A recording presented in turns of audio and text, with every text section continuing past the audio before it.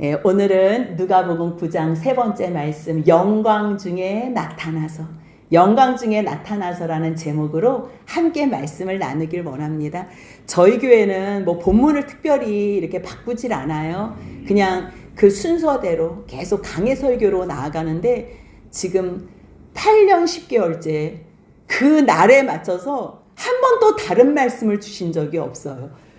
오늘 또 이 추수감사절 얼마나 영광스럽고 감사한 날이에요. 근데 지난주 말씀을 들어봐요.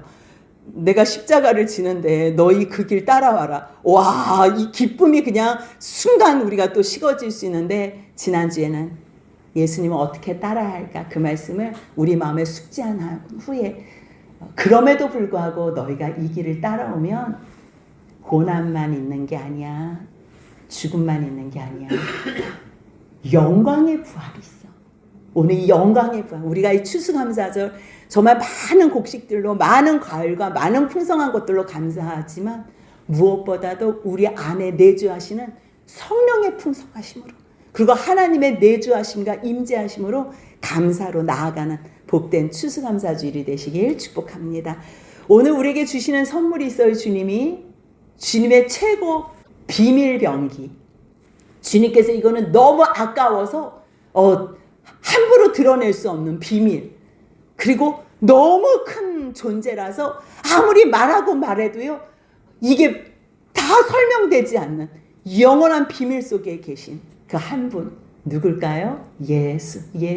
우리가 지금 누가복음을 봐요. 복음서는요 굿뉴스예요. 유앙겔리오, 복음이라는 거예요. 복된 소리, 좋은 소식이라는 거예요. 어떤 소식이 좋은 소식이래요? 이 소식은요 어떤 한 부분의 사람들에게만 좋은 소식이면 안 돼요. 모든 인류에게 미친 큰 기쁨의 소식, 바로 예수가 이 땅에 오셨다. 예수, 그럼 우리는 또 예수가 누군데 이러잖아요. 근데 예수 이름의 뜻은요 자기 백성을, 그분은 왕이시라서 자기 백성이 있어요. 근데 자기 백성이 지금 죽음으로 영벌로 들어가 있는 그 사람들을 주님께서, 자기 백성을 그들의 죄에서 구원을, 우리의 영원한 그리스도 예수라는 것. 그래서 복음서에서도 특별히 오늘 주시는 말씀은요, 예수 그는 누구인가? 여러분들에게도 여쭙고 계세요. 주님이 물어봐요. 너희들은 예수를 누구라고 생각해서 오늘 무엇으로 감사로 나오니? 그 답이 오늘 여러분들 입술 가운데 고백되길 원합니다. 예수님은 이 땅에 오셔서요 예수가 누구인지 충분히 다 보여주시고 다 설명해 주시고 가셨어요. 전혀 부족함이 없어요. 전혀. 특별히 누가복음에서는요 8장까지 예수님의 사역을 통해서 예수님이 누구신지를 보여주셨어요. 하지만 예수님께서 이제요 제자들을 세우시면서 예수 닮은 제자, 선생 닮은, 온전해지면요 선생과도 같이 될 때에 온전해질 수 있다 그랬거든요. 온전한 게 선생과도 같이, 그러한 예수 꼭 닮은 제자를 세우기 위해서 이제 파송하는 거예요. 그 말씀이 9장부터 시작되는데요. 예수님께서 제자를 부르시고 능력을 주세요. 권세도 주세요. 무엇하기 위해서요? 하나님 나라의 복음을 전파하기 위해서. 그래서 하나님 나라를 전파하면은요 다른 게 아니에요. 하나님 나라 자체가 복음이에요. 가장 행복한 소식. 여러분들한테 미국 땅을 통째로 준다 그래봐요. 근데 거기는 평강이 있어요. 평화가 있는. 뭐 세상의 땅이 뭐가 좋겠어요. 그런데도 미국 땅을 통째로 준다면 좋을 거 아니에요. 근데 죄가 없는 곳, 아픔이 없는 곳, 상처가 없고 슬픔이 없는 곳, 영원한 아버지의 나라, 그 나라를 너희에게 준대요. 그 나라가 가까이 왔대요. 이거보다 더 굿뉴스가 어디 있어? 이거보다 더 기쁜 소식이, 좋은 소식이 어디 있어요? 그렇기 때문에 하나님 나라를 전파한다는 것은 바로 복음이에요. 그 복음은 하나님의 말씀이에요. 근데 말씀이 곧 육신이 되셔서 오신 분이 누구지요? 예수. 그분에게 생명이 있어요. 그 생명, 복음을 전하고 하나님의 나라를 전하는데요, 이 일은 하나님께서 부탁하신 일이에요. 그렇기 때문에 그 부탁에 심부름하는 종들, 제자들은요 특별한 준비가 필요 없어요. 지팡이도 없어도 된대. 왜? 너희 말씀 증거할 수 있도록 하나님께서, 성령께서 힘을 주신대요. 먹을 것, 입을 것 내가 이미 벌써 먼저 가서 다 준비해 놓겠대요. 제공해 놓겠대요. 그리고 너희들은 뭐만 하래요? 복음만 전하래요. 그러면 제자들도 이제 복음을 증거해요. 하나님 나라를 선포해요. 그러면 하나님 나라 복음을 선포하면 누가 궁금해지냐면요. 예수가 궁금해져요. 모든 사람들이 다 궁금해지게 돼서 복음을 들으면요. 예수 그가 누구인데. 그래서 결국 분봉왕 헤롯도 뭐라 그래요? 예수 그가 누군데? 사람들은 뭐라 그래요? 아, 네, 세례요한이 죽었다가 살아났다고도 해요. 누구는? 엘리야래요. 엘리야가 다시 나타났대요. 왜요? 주님께서 말라기 선지자를 통해서 내가 너에게 엘리야를 보내준다 그러니까 그 엘리야가 승천한 엘리야가 다시 나타났다고 생각하는 거예요. 또한 옛 선지자 한 사람이 살아났대요. 이거는 무엇을 근거로 해요? 모세에게 뭐라 그래서 너와 같은 한 사람 내가 보내리라. 그러니까는 사람들이 아, 그때 그 하나님께서 말씀하셨던 그 일이 일어났나 봐요. 모세와 같은 선지자 그렇게 생각하는 거예요. 근데 먼저 예수님은요. 사람들은 세례요한 엘리야 선지자 중에 한 사람이라고 얘기할 때 예수는 이 사람들에게도 보여주고 싶은 거예요. 무리들의 고백을 들었으면요. 무리들에게도 보여주고 싶어요. 뭘 보여주고 싶은 거예요? 나는 하늘에서 내려온 생명의 산 떡이야. 그래서 그들에게 오병이어로 5,000명이 넘는 그 많은 사람들을 먹여주시잖아. 내가 생명의 떡이라는 걸 보여주고 싶은 거예요. 광야에서 모세가 하늘에서 만나를 줬지만 그거는 모세가 준 게 아니야. 하나님께서 나를 너희들에게 보내주시려고 예표로 보내준 거야. 지금도 내가 너희들에게 먹이는 이 모든 것 하나님께서 나를 너에게 주시는 선물이야. 이거를 얘기하는 거예요. 그런 후에 제자들에게 확인해요. 너희들은 나를 누구라 하느냐? 베드로가 뭐라 그래요? 하나님의 그리스도입니다. 하나님의 그리스도. 말은 정확해요. 하나님의 그리스도. 하나님께서 보내주신다고 했던 메시아입니다. 근데요, 그 마음의 의도는 세상의 억압에서 구원할 자. 로마의 치하에서 통치하에서 우리를 구원할 메시아구나. 잘못 생각한 거예요. 그래서 예수님께서는요. 경고하시면서 이 일을 말하지 말게 할 뿐만 아니라 그렇게 고백한 베드로와 제자들에게 예수님이 누구신지 친히 말씀으로 가르쳐 주세요. 그 말씀이 9장 22절이에요. 같이 한번 읽습니다. 이르시되 인자가 많은 고난을 받고 장로들과 대제사장들과 서기관들에게 버림받아 죽임을 당하고 제3일에 살아나야 하리라 하시고. 베드로는 하나님의 그리스도, 그래서 우리를 이 어려운 고통 가운데서 건져낼 메시아 그리스도라고 생각했던 거예요. 근데 예수님 뭐라고 말씀하세요? 그래, 그리스도는 그리스도야. 근데 내가 이 땅에 그리스도를 첫 번째로 초림한 이유는 첫 번째 많은 고난을 받을 거야. 그리고 세상에서 잘났다고 하는 지도자들, 통치자들인 장로, 대제사장, 서기관들에게 나는 버림바가 될 거야. 그리고 죽임까지 당할 거야. 하지만 3일 만에 내가 영광 가운데 부활할 거야. 이 말씀을 하시면서 제자들에게 너희 나 따라오고 싶어? 너희는 나를 스승으로 생각하는 거야? 정말 내 제자가 되고 싶어? 그렇다면 누구든지 아무든지 나를 따라오려거든 자기를 부인하고 날마다 어제 했다고 오늘 그만하는 거 아니고요. 오늘 했다고 내일 안 하는 거 아니고 날마다 자기 십자가를 지고 나를 따를 것이라고 말씀하세요.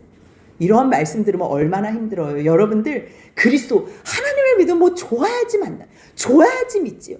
뭐가 나한테 유익이 돼야지 믿지. 아니 무슨 십자가 지고 간다 그러고 고난 준다 그러고 아니 사람들한테 버림받는다 죽는다는데 이거를 왜 믿고 여기를 왜 따라가요? 근데 그 다음에는요. 이 세상이 감당하지 못할 부활체로 영광의 부활로 살린다는 것. 소생케 된다는 것을 주님께서 가르쳐 주시는 것. 예수님께서 물어보셨어요. 너희들은 나를 누구라고 생각하느냐? 베드로는요. 하나님의 그리스도래요. 근데 예수님은 뭐라고 설명해 주세요? 이 땅에 온 그리스도는 고난받고 버림받고 죽고 하지만 영광 가운데 부활할 거야. 그 말씀을 이제 영광 가운데 부활할 거야 얘기를 했잖아요. 그러니까 보여줘야지. 그것도 예표로 보여줘야지. 그 보여주는 말씀이 9장 28절 같이 읽습니다. 이 말씀을 하신 후 8일쯤 되어 예수께서 베드로와 요한과 야고보를 데리고 기도하시러 산에 올라가사. 8일쯤 됐는데요. 이때 성령께서 감동을 주셔요. 늘 예수님은 하나님께 여쭤보니까. 근데 그때도 성령께서 감동을 주셔서 이제 때가 됐다. 같이 베드로와 요한과 야고보에게 보여줄 때가 됐고 이 하나님의 영광이 어떤지 나타날 때가 됐다.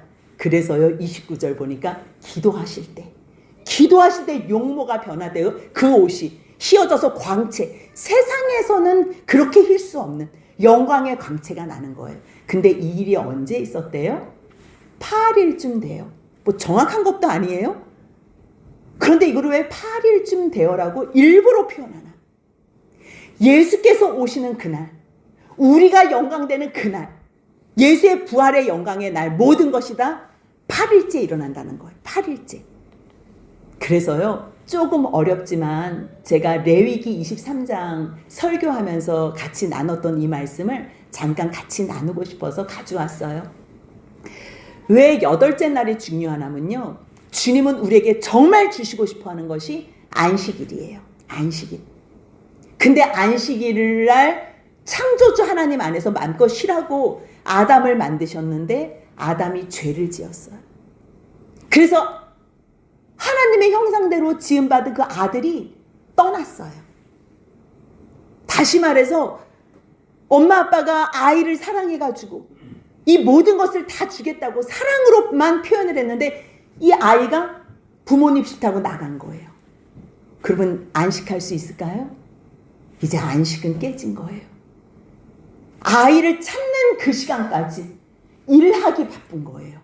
그래서 예수님이 뭐라고 말씀하세요? 안식일 날 일하고 모든 병자들을 치유할 때 아버지가 일하시니 나도 일한다. 지금은 구원하는 일을 해야 돼요. 안식은 깨졌어요. 이제 집을 나갔는데 하나님 앞에 올 수가 없는데, 그래서 예수님이 그 일을 이루시기 위해서 아버지가 일하니 나도 일한다 그래요. 그래서 이 안식은요, 정말 주님께서 주시고 싶어 하셨던 안식은 7일 안식, 7째 날이에요.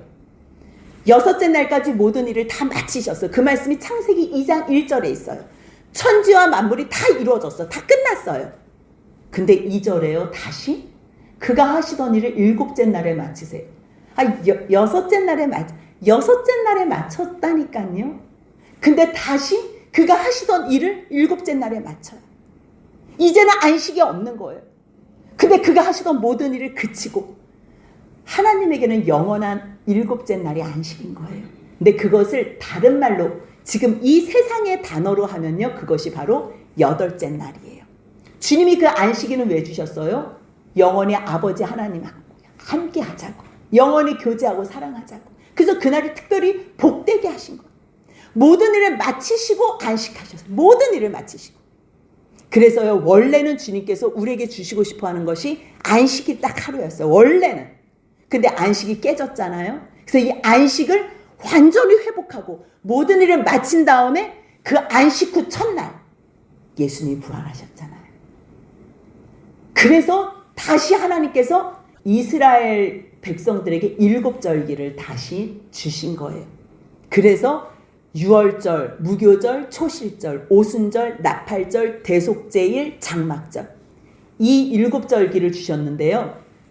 원래 죄를 안 지었으면 유월절 이런 거 필요 없어요. 근데 죄를 지었기 때문에 이제 일을 하셔야 되잖아요. 그래서 일하신 그날 유월절날 예수님께서 십자가에 죽으신 금요일이 돼요. 6째 날이 돼요. 우리가 계산을 하자 보면. 그 다음에 유월절 다음 날 주님이 어디 계셨지요? 장사 지낸 바 되셨지요. 무덤에 계셨지요.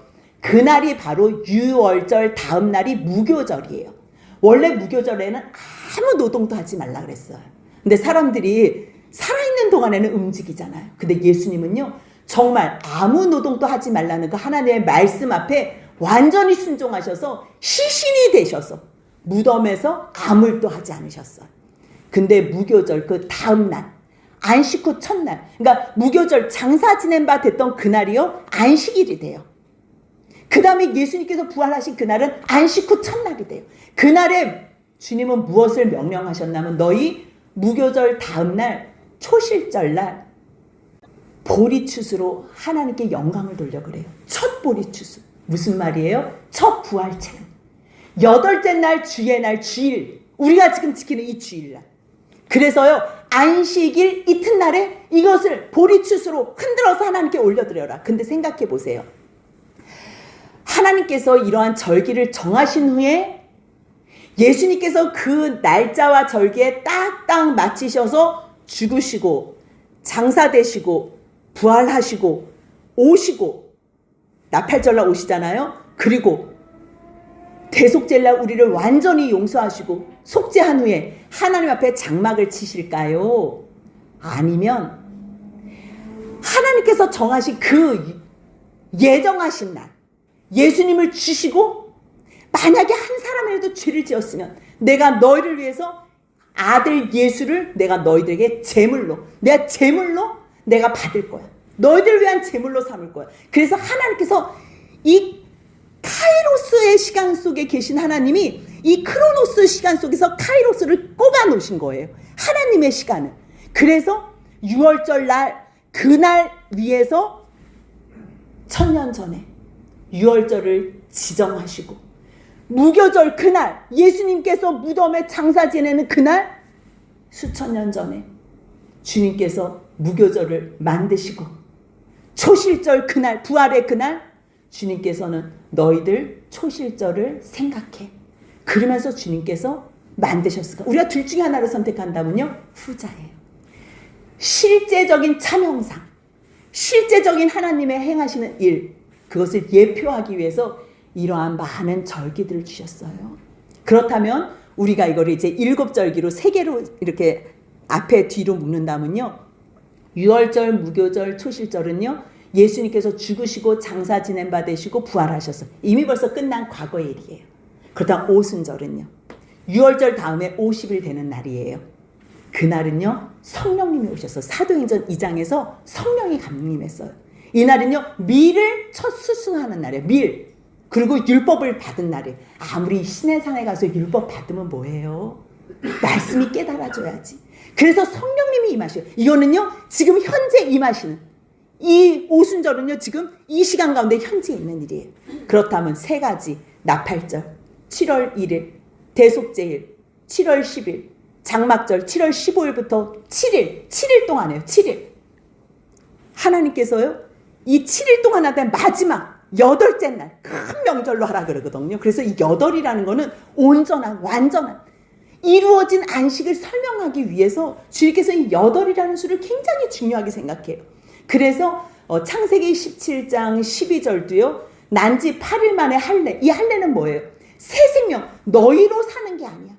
아무리 그 표피를 잘라도 내가 너희의 생명이 돼. 그래서 완전한 생명을 가르쳐 주려고 8일째 되는 날 할례를 베풀라 그랬어요.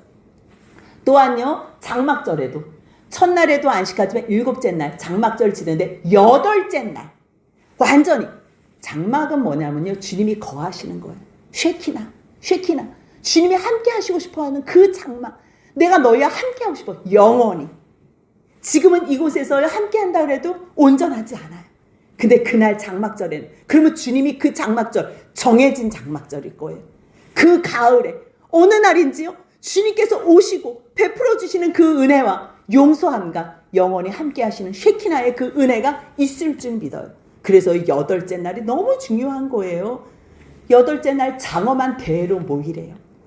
그래서 요한복음 7장 2절을 보면 정말 초막절날 그 마지막 끝날 명절 요한복음 7장 37절 같이 읽겠습니다. 명절 끝날 곧 큰 날에 예수께서 서서 외쳐 이르시되 누구든지 목마르거든 내게로 와서 마시라. 내게로 와서.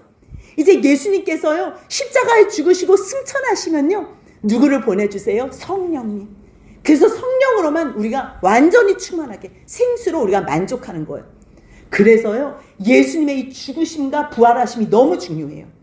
장사 지낸 바 됐다는 거는요 정말 안식하고 싶었는데 우리도 안식하길 원하고 하나님도 하나님 안에서 우리가 안식하길 원하셨는데 우리가 그거를 파기했잖아요. 그래서 하나님이 세상에서 정하신 안식일은요 깨졌어요. 그래서 바뀌어진 게 뭐예요? 안식 후 첫날 주의 날. 그래서 성령이 임한 사람들은 다 주의 날을 섬긴 거예요. 주의 날 모여서 떡을 떼고 예배하고 말씀 나누고. 그 말씀이 사도행전 20장 7절이에요. 같이 읽습니다. 그 주간의 첫날에 우리가 떡을 떼려 하여 모였더니, 여기까지요. 예.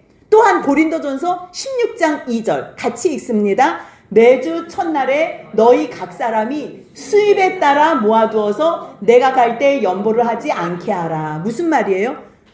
바울이 올 때 막 급하게 막 사람 때문에 연보하지 말고, 그러니까 너희 각자 하나님 앞에 감사하면 매주 첫날, 그 바로 매주 첫날 우리가 주일에 딱 한번 예배 드리는 이 날, 그리고 주중에는 너희들 마음껏 모여서 교제하는 거는 마음대로 해도 돼.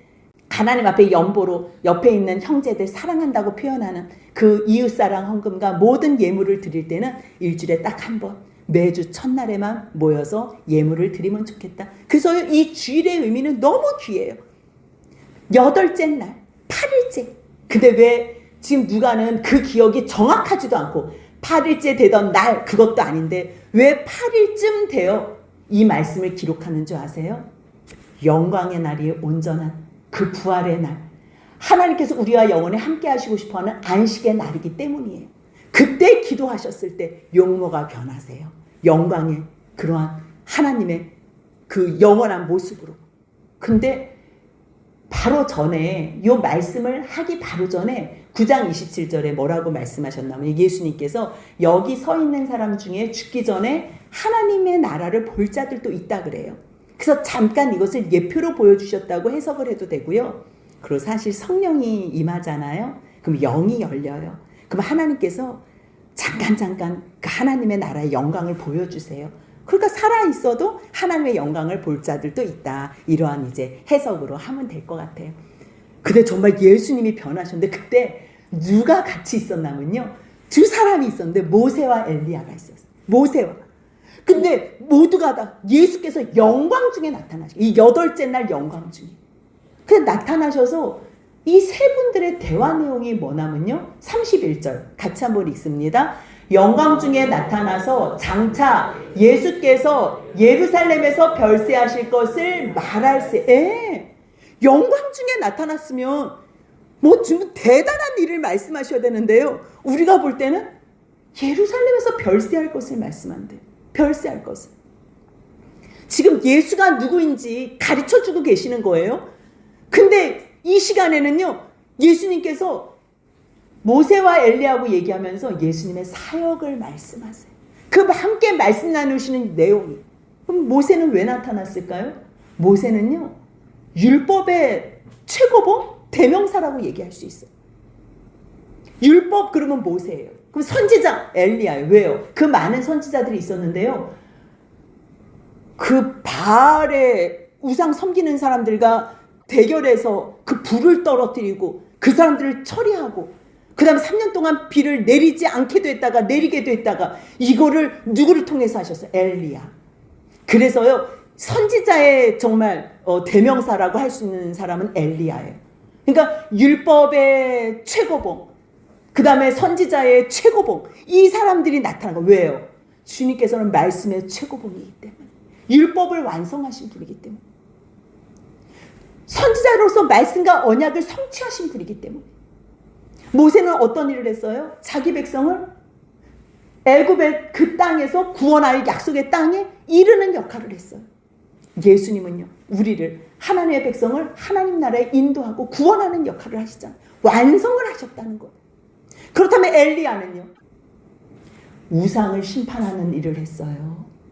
말씀을 선포했지만요, 때로는 가뭄으로 비가 안 오게도 했어요. 때로는 주님 앞에서 비 내린다는 소식을 듣고서 비 온다고 선포도 했어요. 다시 살리는 일도 했어요. 근데 예수님은요, 비가 내리는 정도가 아니라 성령의 단비를 내리시는, 성령의 충만한 단비를 주신 그 역할까지, 그 모든 일까지 다 감당하신 분. 그렇다면 모세와 엘리야를 통해서 사역적인 의미로 말씀을 나누셨다. 이번에는요, 별세에 대해서 말씀하셨다는 것.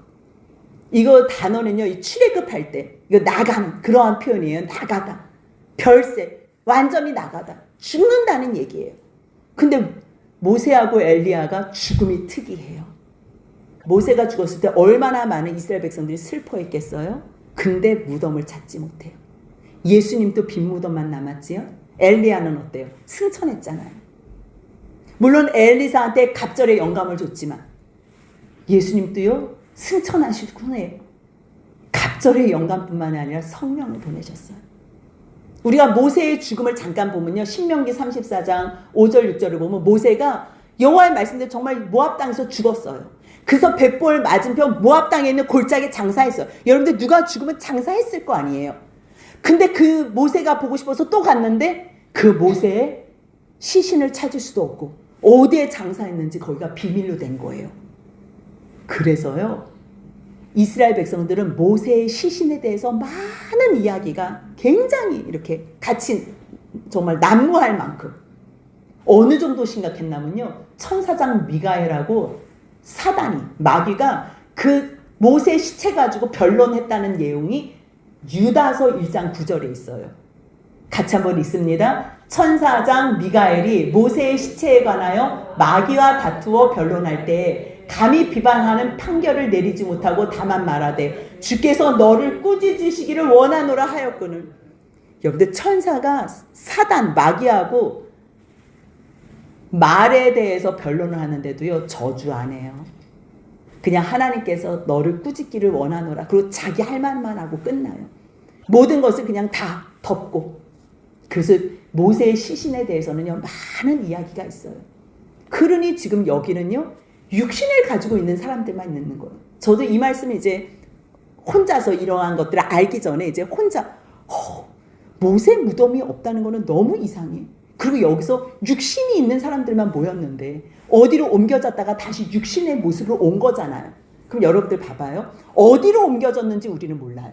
근데 육신으로 있다는 거는 어딘가에 반드시 공간이 있다는 거잖아요. 그리고 아직 부활체는 아니에요. 그러니까 왜 나사로가 죽었다가 살아났잖아요. 그러고서 나사로가 다시 죽고 예수님 재림 때 부활하는 것처럼 모세가 죽었다가 행여나 다시 살아났다 그래도 예수의 영광의 부활체가 아니라 엘리야가 승천한 육을 입고 있는 그러한 부활체로 다시 살아날 수 있다는 얘기예요. 그랬을 때 세 사람이 공통적인 주제로 얘기하는 거예요. 엘리야도요. 열왕기하 2장 1절과 11절 보니까요. 엘리야를 하늘로 올리고자 할 때에 정말 회오리 바람으로 하늘로 올라갔대요. 그렇다면 이 사람들의 공통적인 건 뭐예요? 묻힌 곳을 찾지 못했다는 것. 그리고 승천했다는 것. 죽었다가 다시 살아났다는 것. 이런 게 공통점이 된 거예요.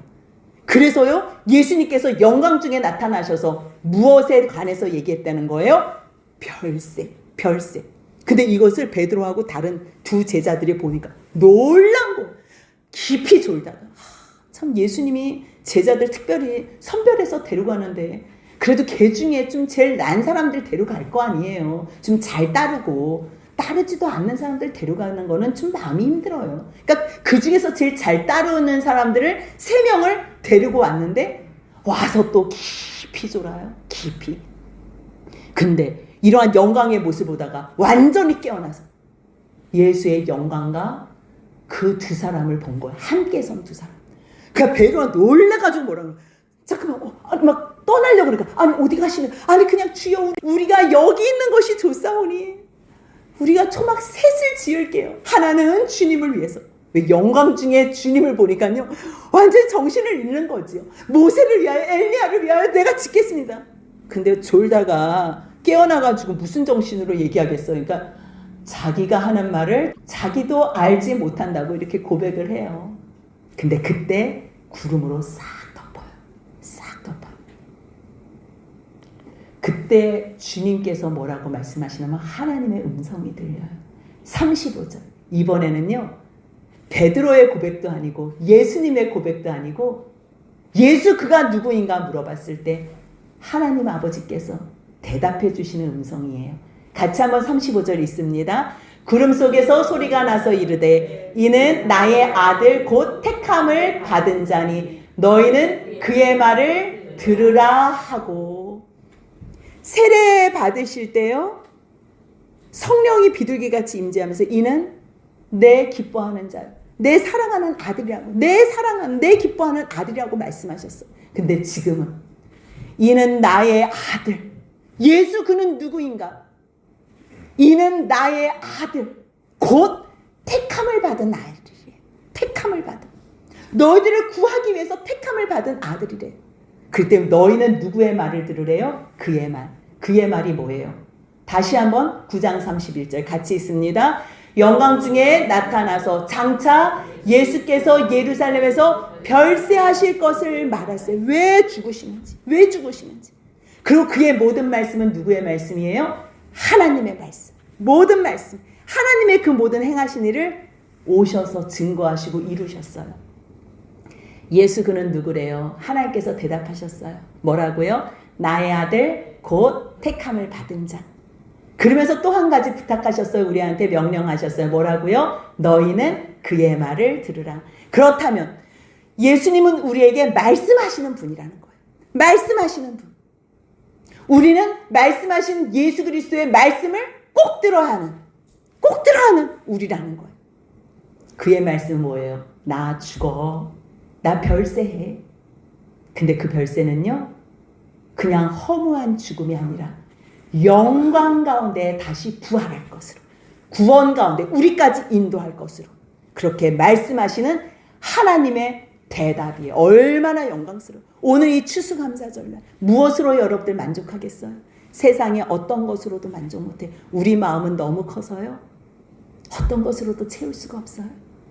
근데 그 크신 하나님이 우리 마음 가운데 오시면요, 이 마음이 가득 충만할 수가 있어요. 하나님의 그 음성이 들린 후에 소리가 그치네.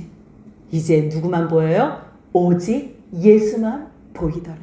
여러분들 그 영광 가운데 있잖아요. 지금은 아직 그 영광이 멈췄어요. 잠깐 하나님께서 예표로 보여주신 거예요. 정말 열려서 자기가 완전히 그것을 누리는 게 아니라요, 그냥 주님께서 이 사람들의, 세 사람들이 할 일이 제일 크니까. 왜요? 베드로는요, 수제자로서 모든 일들 감당해야 됐지요. 야고보는요, 첫 번째 순교자가 됐지요. 사도 요한은 마지막까지 살아있는 순교자가 됐어요. 그래도 이들에게는 더 큰 영광을 보여주는 거야. 더 큰 영광. 그랬을 때 정말 마지막 때는요, 예수만 보이는 가장 복된 인생이 되는 거예요. 여러분들, 우리가 지난 시간에는 예수님께서 나를 따라오라 그랬어요. 그 모습은요, 고난당하는 모습, 버림받는 모습, 죽는 모습이에요. 근데 그걸로 끝나지 않아요. 여러분들 나 따라오라 그러는데 아무것도 없어 봐요. 고통만 있어 봐요. 누가 따라가요? 상상할 수 없는 영광이 있을 때, 자기를 부인하고 날마다 자기 십자가를 지고 예수님을 따르는 사람들은요, 예수의 영광과 영원히 함께하는 거예요. 영원히. 그래서 영광 중에 나타나서 우리도 오직 주님만 바라보다가 그 영광 영원히 함께 누리는 저희 모두가 되시길 주님의 이름으로 축복합니다. 아멘.